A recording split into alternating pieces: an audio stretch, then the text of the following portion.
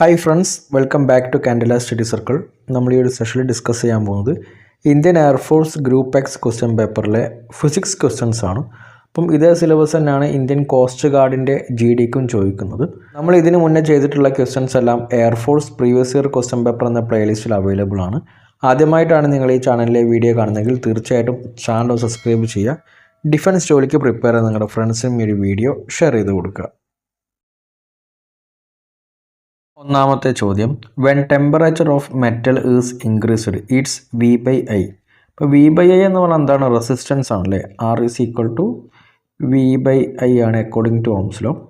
Option 1 decrease, option 2 increase, option 3 either increase or decrease, option 4 have no change. ഇപ്പോൾ ഈ ഒരു ക്വസ്റ്റ്യനിൽ പറഞ്ഞിട്ടുള്ളത് ഒരു മെറ്റലിൻ്റെ ടെമ്പറേച്ചർ ഇൻക്രീസ് ചെയ്യുകയാണെങ്കിൽ അതിൻ്റെ റെസിസ്റ്റൻസിൽ എന്ത് മാറ്റം ഉണ്ടാവും എന്നാണ് ചോദിച്ചിട്ടുള്ളത്. അപ്പോൾ അതിൻ്റെ റെസിസ്റ്റൻസ് എന്ത് ചെയ്യും? ഇൻക്രീസ് ചെയ്യും. സോ ഓപ്ഷൻ 2 ആണ് ശരി ഉത്തരം, ഇൻക്രീസസ്.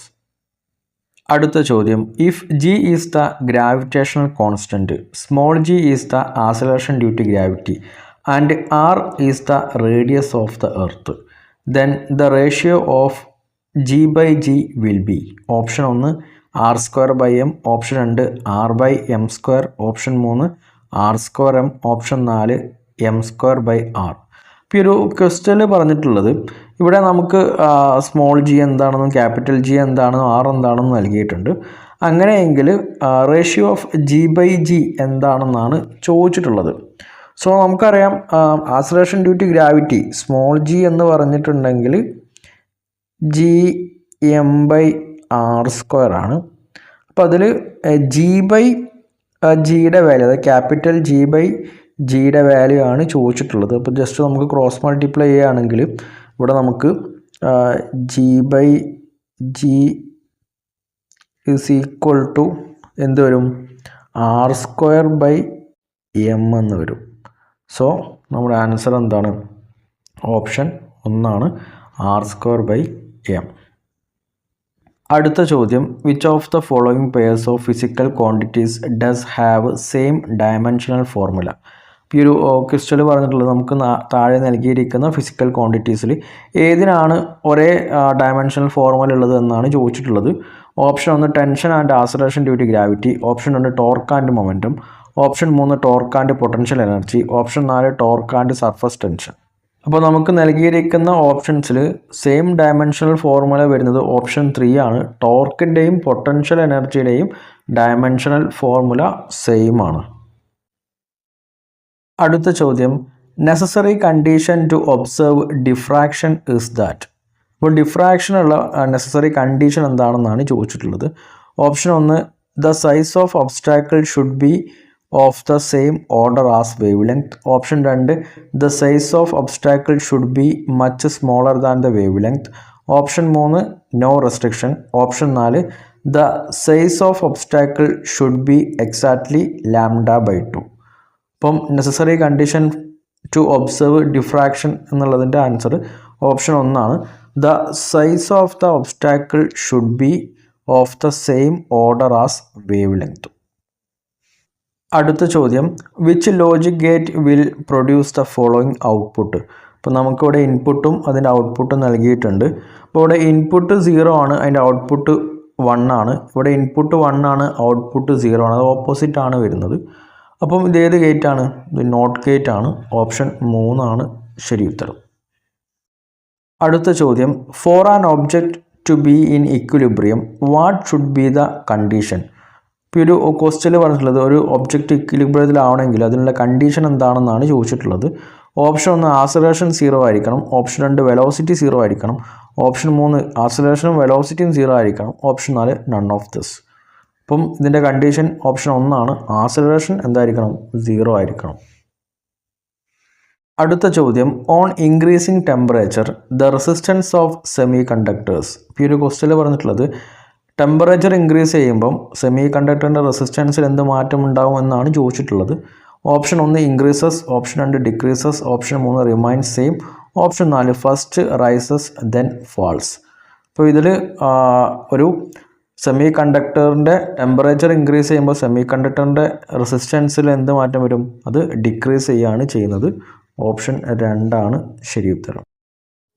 അടുത്ത ചോദ്യം, the ability of a body to resist permanent changes to it under the influence of stress acting on it is termed as. ഈ ഒരു ക്വസ്റ്റ്യനിൽ പറഞ്ഞിട്ടുള്ളത് ഒരു under the influence of stress ഒരു ഓബ്ജക്റ്റിന് മുകളിൽ സ്ട്രെസ് ആക്ട് ചെയ്യുകയാണെങ്കിൽ അപ്പം അതിൻ്റെ ഒരു പെർമനൻറ്റ് ചേഞ്ചിലേക്ക് പോകുന്നതിന് തടയുന്ന ഒരു ഒബ്ജക്റ്റിന് അല്ലെങ്കിൽ ബോഡിയുടെ എബിലിറ്റീനെ എന്താണ് വിളിക്കുന്നതെന്നാണ് ചോദിച്ചിട്ടുള്ളത്.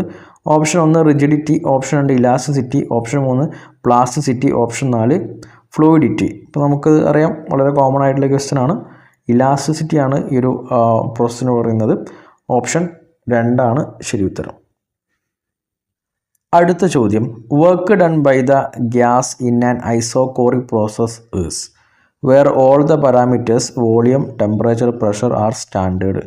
ഈ ഒരു ക്വസ്റ്റ്യനിൽ ചോദിച്ചിട്ടുള്ളത് ഒരു ഐസോകോറിക് പ്രോസസ്സിൽ വർക്ക് ഡണിൻ്റെ ഇക്വേഷൻ അല്ലെങ്കിൽ വർക്ക് ഡൺ എന്താണെന്നാണ് ചോദിച്ചിട്ടുള്ളത്.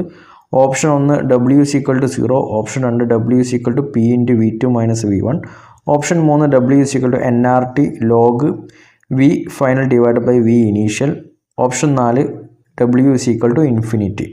അപ്പോൾ ഒരു ഐസോകോറിക് പ്രോസസ്സിൽ വർക്ക് ഡൺ എന്തായിരിക്കും? 0 ആയിരിക്കും. ഓപ്ഷൻ 1 ആണ് ശരി ഉത്തരം.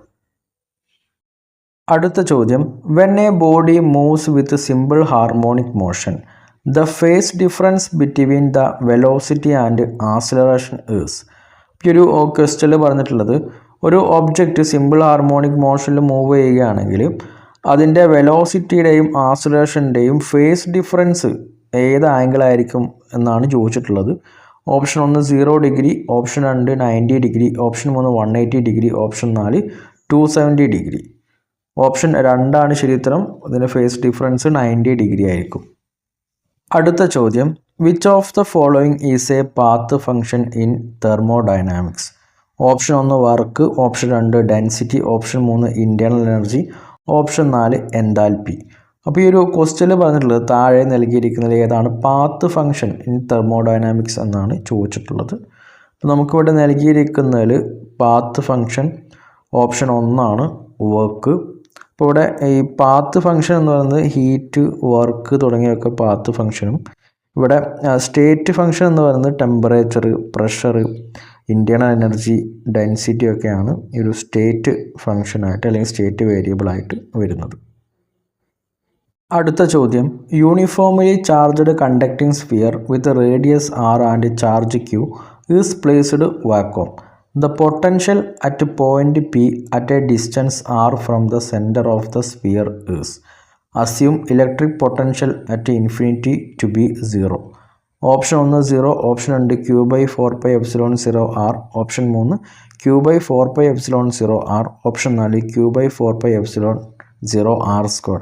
ഈ ഒരു ക്വസ്റ്റ്യനിൽ പറഞ്ഞിട്ടുള്ളത് ഒരു യൂണിഫോംലി ചാർജ്ഡ് ആയിട്ടുള്ള കണ്ടക്ടിങ് സ്ഫിയർ, അതിൻ്റെ റേഡിയസ് r ആണ്, അതിൻ്റെ ചാർജ് q ആണ്, അത് പ്ലേസ് ചെയ്തിട്ടുള്ള വാക്വത്തിലാണ്.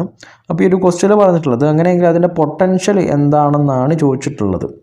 അപ്പം ഒരു പിന്നെ ഇലക്ട്രിക്കലി ചാർജ്ഡ് ആയിട്ടുള്ളൊരു പൊട്ടൻഷ്യൽ എങ്ങനെയാണ് നമ്മൾ കാണുന്നത്? അതായത് potential it is A work done ആണ്. അതായത് ഒരു പോയിന്റിൽ നിന്ന് മറ്റൊരു പോയിന്റിലേക്ക് ഒരു ക്യൂ കൂളം ചാർജ് കൊണ്ടുവരാൻ ആവശ്യമായിട്ടുള്ള വർക്ക് ഡൺ ആണ് എന്ത്? പൊട്ടൻഷ്യൽ. അപ്പം ഈ ഒരു കേസിൽ ഇവിടുത്തെ പൊട്ടൻഷ്യൽ കാണുന്ന ഇക്വേഷൻ V = q/4πε0r ആണ്. സോ ഓപ്ഷൻ 3 ആണ് ശരി ഉത്തരം. അടുത്ത ചോദ്യം, find the equivalent inductance of the given circuit. ഇപ്പം നമുക്കൊരു സർക്യൂട്ട് ഇവിടെ നൽകിയിട്ടുണ്ട്, അതിൻ്റെ ഇക്വലൻ്റ് ഇൻഡക്റ്റൻസ് എന്താണെന്നാണ് ചോദിച്ചിട്ടുള്ളത്. Option 1 L, option 2 L/2, option 3 2L, option 4 L/4. അപ്പോൾ നമുക്കിവിടെ നൽകിയിരിക്കുന്ന സർക്യൂട്ട് പാരലൽ സർക്യൂട്ടാണ്. അപ്പോൾ അവിടുത്തെ എഫക്റ്റീവ് ഇൻഡക്റ്റൻസ് കാണുന്നത് 1/L = 1/L1 + 1/L2 ആണ്. നമുക്ക് സോൾവ് ചെയ്യുകയാണെങ്കിൽ 1/L എഫക്റ്റീവ് = 2/L എന്ന് വരും. സോ നമ്മളോട് ചോദിച്ചിട്ടുള്ളത് L എഫക്റ്റീവ് ആണ് ചോദിച്ചിട്ടുള്ളത്. സോ എന്ത് വരും? L എഫക്റ്റീവ് = 2L/2 ആണ്. സോ ഓപ്ഷൻ 2 ആണ് ശരി ഉത്തരം. അടുത്ത ചോദ്യം, the magnetic field at the centre of current carrying coil is B0 if its radius is reduced to half keeping current the same then magnetic field at its centre become. Option 1 B0, option 2 2b0, option 3 4b0, option 4 b0/2. അപ്പോൾ ഈ ഒരു ക്വസ്റ്റനിൽ നമ്മളോട് പറഞ്ഞിട്ടുള്ളത് ഒരു current carrying കോയിലിൻ്റെ സെൻറ്ററിലെ magnetic field B0 ആണ്. അപ്പോൾ അതിൻ്റെ റേഡിയസ് പകുതിയാക്കി കഴിഞ്ഞിട്ടുണ്ടെങ്കിൽ കറണ്ടിൽ പ്രത്യേകിച്ച് മാറ്റമൊന്നും വരുത്തുന്നില്ല. അങ്ങനെയെങ്കിൽ അതിൻ്റെ പുതിയ മാഗ്നറ്റിക് ഫീൽഡ് ഇൻറ്റൻസിറ്റി എന്തായിരിക്കും എന്നാണ് ചോദിച്ചിട്ടുള്ളത്. അപ്പോൾ നോർമലി മാഗ്നറ്റിക് ഫീൽഡ് എന്താണ് കാണുന്നത്? B = μ0I/2πr. അപ്പോൾ റേഡിയസ് എന്തായിട്ട് മാറുക എന്ന് പറഞ്ഞാൽ പകുതിയായിട്ട് മാറുകയാണ്. സോ എന്ത് വരും? B = μ0I/2πr/2 എന്ന് വരും. സോ ഈ ഒരു 2 r/2ൻ്റെ 2 മുകളിലോട്ട് കയറിയിട്ടുണ്ടെങ്കിൽ എന്ത് വരും? 2 × μ0I/2πr എന്ന് വരും. സോ μ0I/2πr എന്നുള്ളത് ഓൾറെഡി നമുക്കറിയാം, ദാറ്റ് ഈസ് B0 ആണ്. അപ്പം എന്തായിരിക്കും പുതിയത്? B = 2b0 എന്ന് വരും. ഓപ്ഷൻ 2 ആണ് ശരി ഉത്തരം. അടുത്ത ചോദ്യം, the dimensions of magnetic field are.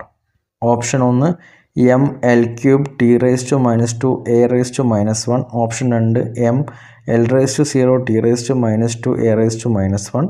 Option 3 m² L⁻0 T⁻1a⁻1. Option 4 m⁻1 L⁻1 T⁻1a⁻1. അപ്പം ഈ ഒരു ക്വസ്റ്റ്യനിൽ ചോദിച്ചിട്ടുള്ളത് മാഗ്നറ്റിക് ഫീൽഡിൻ്റെ ഡയമെൻഷണൽ ഫോർമുല എന്താണ്, അല്ലെങ്കിൽ ഡയമെൻഷൻ എന്താണെന്നാണ് ചോദിച്ചത്. സോ മാഗ്നറ്റിക് ഫീൽഡിൻ്റെ ഡയമെൻഷൻ ഓപ്ഷൻ 2 ആണ്, m⁻1 L⁻0 T⁻2 a⁻1. അടുത്ത ചോദ്യം, the half life of a radio active element is T and lambda is its decay constant. Then അപ്പോൾ ഈ ഒരു ക്വസ്റ്റ്യനിൽ പറഞ്ഞിട്ടുള്ളത് ഒരു റേഡിയോ ആക്റ്റീവ് എലമെൻറ്റിൻ്റെ ഹാഫ് ലൈഫ് Tയും ലാംഡ എന്നുള്ളതിൻ്റെ ഡീകേ കോൺസ്റ്റൻറ്റുമാണ്. അങ്ങനെയെങ്കിൽ നൽകിയിരിക്കുന്നതിൽ ഏത് ഇക്വേഷനാണ് റെഡി ആയിട്ടുള്ളത് എന്നാണ് ചോദിച്ചിട്ടുള്ളത്. Option 1 λT = 1, option 2 λT = 1/2, option 3 λT = log⁴e², option 4 -log⁴e²t. ഇതിൻ്റെ ശരി ഉത്തരം ഓപ്ഷൻ 3 ആണ്, λT = log⁴e². അടുത്ത ചോദ്യം, which of the following is true with regard to the force of friction. അപ്പോൾ നമ്മളോട് ഈ ഒരു ക്വസ്റ്റ്യനിൽ പറഞ്ഞിട്ടുള്ളത്, ഇപ്പോൾ ഇവിടെ നമുക്ക് സ്റ്റാറ്റിക് ഫ്രിക്ഷനും കൈനറ്റിക് ഫ്രിക്ഷനും റോളിംഗ് ഫ്രിക്ഷനും നൽകിയിട്ടുണ്ട്. അപ്പം അതിൻ്റെ ഫോഴ്സിൻ്റെ ഓർഡർ ഏതാണ് ശരിയായിട്ടുള്ളത് എന്നാണ് ചോദിച്ചിട്ടുള്ളത്. നമുക്കിവിടെ നൽകിയിരിക്കുന്നതിൽ static friction, kinetic friction, rolling friction എന്നുള്ളതിൽ ഓപ്ഷൻ 4 ആണ് ശരി ഉത്തരം. അതായത് ഇതിൽ ഏറ്റവും കൂടുതൽ എഫക്റ്റ് ചെയ്യുന്നത് സ്റ്റാറ്റിക് ഫ്രിക്ഷൻ ആണ്, അതിനേക്കാൾ കുറവായിരിക്കും കൈനറ്റിക് ഫ്രിക്ഷൻ, അതിനേക്കാളും കുറവായിരിക്കും റോളിംഗ് ഫ്രിക്ഷൻ. സോ ഓപ്ഷൻ 4 ആണ് ശരി ഉത്തരം. അടുത്ത ചോദ്യം, choose the correct statement among the following with respect to microscope and telescope. ഈ ഒരു ക്വസ്റ്റ്യനിൽ പറഞ്ഞിട്ടുള്ളത് നമുക്ക് ഇവിടെ 4 സ്റ്റേറ്റ്മെൻറ്റ് നൽകിയിട്ടുണ്ട്. അത് മൈക്രോസ്കോപ്പിൻ്റെയും ടെലസ്കോപ്പുമായി ബന്ധപ്പെട്ടതാണ്. ശരിയായിട്ടുള്ള സ്റ്റേറ്റ്മെൻറ്റ് ഏതാണെന്നാണ് ചോദിച്ചിട്ടുള്ളത്. Option 1 telescope provides magnification whereas microscope provides resolution. Option 2 telescope provides resolution whereas microscope provides magnification. Option 3 both provide resolution. Option 4 both provide magnification. അപ്പോൾ ഇതിൽ ശരി ഉത്തരം ഓപ്ഷൻ 2 ആണ്. ടെലസ്കോപ്പ് പ്രൊവൈഡ് ചെയ്യുന്ന റെസൊല്യൂഷനും മൈക്രോസ്കോപ്പ് പ്രൊവൈഡ് ചെയ്യുന്ന മാഗ്നിഫിക്കേഷനുമാണ്. സോ ഓപ്ഷൻ 2 ആണ് ശരി ഉത്തരം. സോ നമ്മൾ ഈ ഒരു ക്വസ്റ്റ്യൻ പേപ്പറിലെ കുറച്ച് ഫിസിക്സിൻ്റെ ക്വസ്റ്റ്യൻസാണ് ഇവിടെ ഡിസ്കസ് ചെയ്തിട്ടുള്ളത്. ബാക്കി പ്രോബ്ലമാറ്റിക് ടൈപ്പാണ് നമ്മൾ അടുത്ത ക്ലാസ്സിൽ ബോർഡ് ഉപയോഗിച്ചിട്ടായിരിക്കും ചെയ്യുന്നത്. സോ വീഡിയോ ഇഷ്ടമായിട്ടുണ്ടെങ്കിൽ തീർച്ചയായിട്ടും വീഡിയോ ലൈക്ക് ചെയ്യുക. അടുത്ത ക്ലാസ്സിൽ വീണ്ടും കാണുന്നവരേക്കും ജയ് ഹിന്ദ്.